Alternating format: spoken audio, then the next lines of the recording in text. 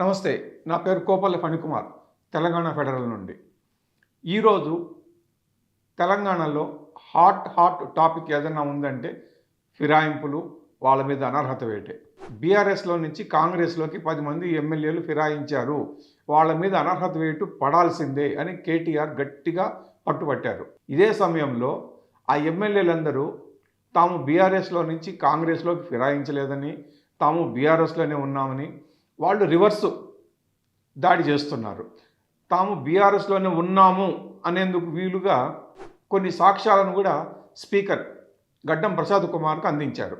So వాళ్ళు ఇచ్చినటువంటి లేఖల్ని, వాళ్ళు అందించిన సాక్ష్యాలన్నింటినీ కలిపి స్పీకరు కేటీఆర్కు వీళ్ళ ఫిరాయింపులపై కేసులు వేసినటువంటి కేపీ వివేకానంద గౌడ్, అలానే మరో ఎమ్మెల్యే పాడి కౌశల్ రెడ్డికి కూడా పంపించారు.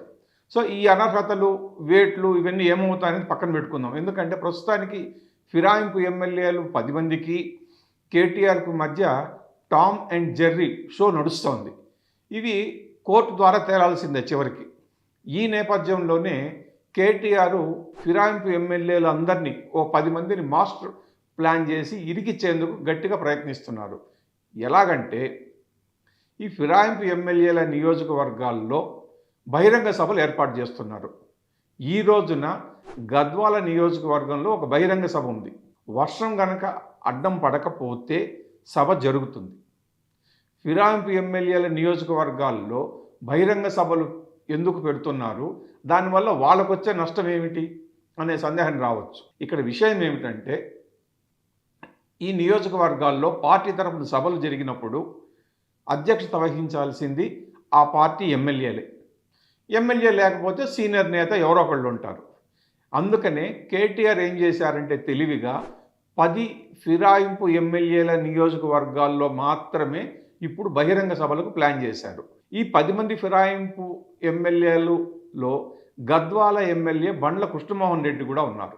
అతను ఏం చెప్తున్నాడు, పదే తాను బీఆర్ఎస్లోనే ఉన్నానని, తాను కాంగ్రెస్లోకి మారలేదని, నియోజకవర్గాల అభివృద్ధి కోసమే, నిధుల కోసమే తాను రేవంత్ను కలిసినట్టు చెప్తున్నారు. అదే నిజమైతే ఈ రోజున గద్వాలలో జరిగే బహిరంగ సభకు బండ్ల కృష్ణమోహన్ రెడ్డి అధ్యక్షత వహించాల్సిందే కదా, ఎందుకంటే లోకల్ ఎమ్మెల్యే కాబట్టి. మరి బండ్ల కృష్ణమోహన్ రెడ్డి అధ్యక్షత వహిస్తారా, సభకు వస్తారా అన్నది పెద్ద పాయింట్ అయింది. ఒకవేళ గనక బండ్ల కృష్ణమోహన్ రెడ్డి సభకు వస్తే, అధ్యక్షత వహిస్తే పార్టీ నేతలు, కేడర్ ఊరుకుంటారా? భౌతిక దాడులు జరిగే అవకాశం కూడా ఉంది. ఎందుకు? బండ్ల కృష్ణమోహన్ రెడ్డి మీద పార్టీలో చాలామంది మండిపోతున్నారు. గడిచిన 2 ఏళ్లుగా పార్టీ తరఫున గెలిచి కాంగ్రెస్లో కలిసిపోయి తమందరినీ ఇబ్బంది పెడుతున్నాడనేటువంటి కోపం వాళ్ళలో రగిలిపోతోంది. మరి ఊరికే ఉంటారా? ఉండరు. మరి అలాంటప్పుడు బండ్లు ఏం చేస్తారు? సభకు హాజరు కాకపోతేనేమో తను ఇంతకాలం చెబుతున్నది అబద్ధమని తేలిపోతుంది, సభకు హాజరైతేనేమో భౌతిక దాడులు జరిగే అవకాశం ఉంది. అందుకని బండ్ల ఏం చేస్తారు, అనారోగ్యమనో ఇంకోటో గైరు హాజరయ్యే అవకాశం ఉంది. లేదా గట్టి పోలీస్ బందోబస్తు పెట్టుకుని రక్షణగా సభకు హాజరయ్యే అవకాశం కూడా ఉంది.